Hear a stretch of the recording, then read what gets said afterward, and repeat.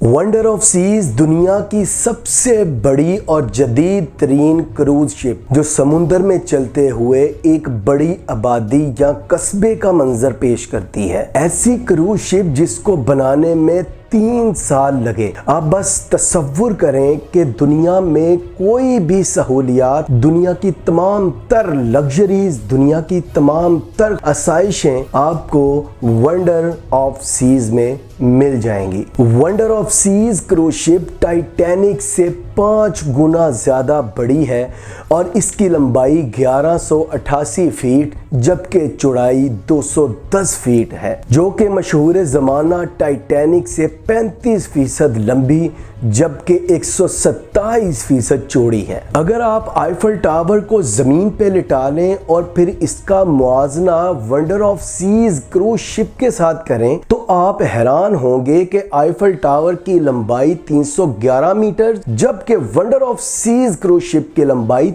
362 metre है, यानी कि ये आईफल टावर से भी लंबी है। और अगर आप इसका मुआजना दुनिया की ऊंची तरीन बिल्डिंग यानी बुर्ज खलीफा से करें तो वंडर ऑफ सीज शिप बुर्ज खलीफा की 44% बनती है। वंडर ऑफ सीज को फ्रांस में बनाया गया और इस पे लागत 1 अरब 35 करोड़ डॉलर्स आई, जो कि बुर्ज खलीफा को बनाने की लागत के करीब है। बुर्ज खलीफा में 1.5 बिलियन डॉलर्स यानी 1 अरब 50 करोड़ डॉलर लागत आई थी। अगर आप इस शिप की कैपेसिटी की बात करें तो इस शिप में 2300 क्रू मेंबर्स जबकि 7084 मुसाफिर एक वक्त में सफर कर सकते हैं और ये शिप 2867 गेस्ट रूम्स पर मुश्तमिल है। इस शिप को इस तरह डिजाइन किया गया और इसकी निचली सतह इस तरह बनाई गई कि बड़ी बड़ी पानी की लहरों में भी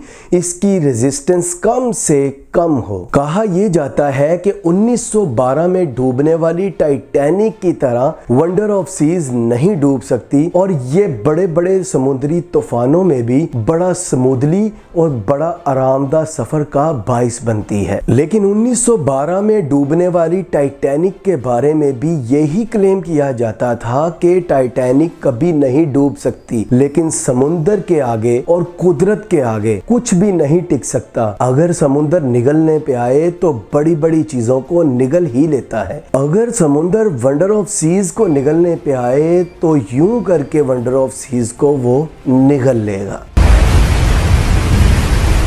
वंडर ऑफ सीज में 3 बड़े इंजन जिनको इलेक्ट्रिक थ्रस्टर भी कहा जाता है वो इंस्टॉल किए गए और एक इंजन की कैपेसिटी 20,000 किलोवाट बिजली बना सकती है, यानी इसका एक इंजन 1.5 टन के 11,764 एसी एक वक्त पर चला सकता है। यानी कुल मिला के ये 3 इंजन 60,000 किलोवाट बिजली बना सकते हैं। ये 3 इलेक्ट्रिक थ्रस्टर्स इंजन 20 फुट चौड़े 3 रोटेटेबल प्रोपेलर्स को चलाते हैं और एक प्रोपेलर एवरेज हाथी से 2 गुना ज्यादा बड़ा होता है। वंडर ऑफ सीज को modern high tech super system से कंट्रोल किया जाता है और इस सिस्टम के साथ पूरे वंडर ऑफ सीज के हर हिस्से को कनेक्ट किया जाता है और आप कंट्रोल रूम में बैठकर वंडर ऑफ सीज के हर हिस्से को मैनेज और कंट्रोल कर सकते हैं। इस शिप को बनाने से पहले बहुत से रफ डमी डिजाइन बनाए गए और फिर इनका ट्रायल किया गया और फिर ये देखा गया कि कौन सा डिजाइन सबसे ज्यादा सेफ है और कौन सा डिजाइन समुद्र में कम से कम रेजिस्टेंस और सेफ्टी को यकीनी बनाता है। उसके बाद एक डिजाइन को चूज करके इस शिप को बनाया गया। इस शिप में एक छोटी से छोटी सहूलियत से लेके एक लग्जूरियस फैसिलिटी तक आप एंजॉय कर सकते हैं, यानी यहाँ पर बच्चों के लिए हर तरह के कस्टमर्स के लिए सहूलियात मुयस्सर हैं। इस शिप में बच्चों के लिए children playground, children water park, ice skating area, full size basket court, 1400 seats पर मुश्तमिल थिएटर, 10 मंजिला ऊंची zip line, rock climbing wall,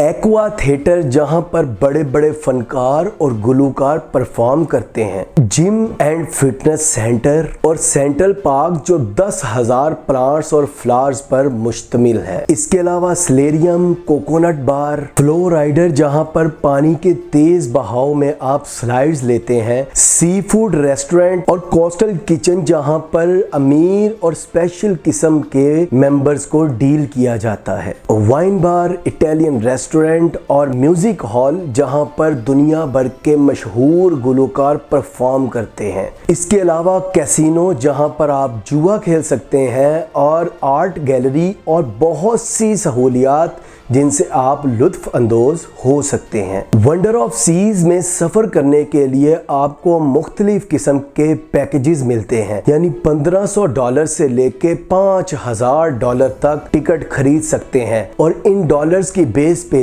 आपको वहां पर सहूलियात मुयस्सर होती हैं। तो दोस्तों, जिसको ये वीडियो पसंद आई, इस वीडियो को लाइक करें, मेरे चैनल को सब्सक्राइब करें और कमेंट में अपनी राय का इजहार करें कि कौन कौन वंडर ऑफ सीज के मजे लेना चाहता है।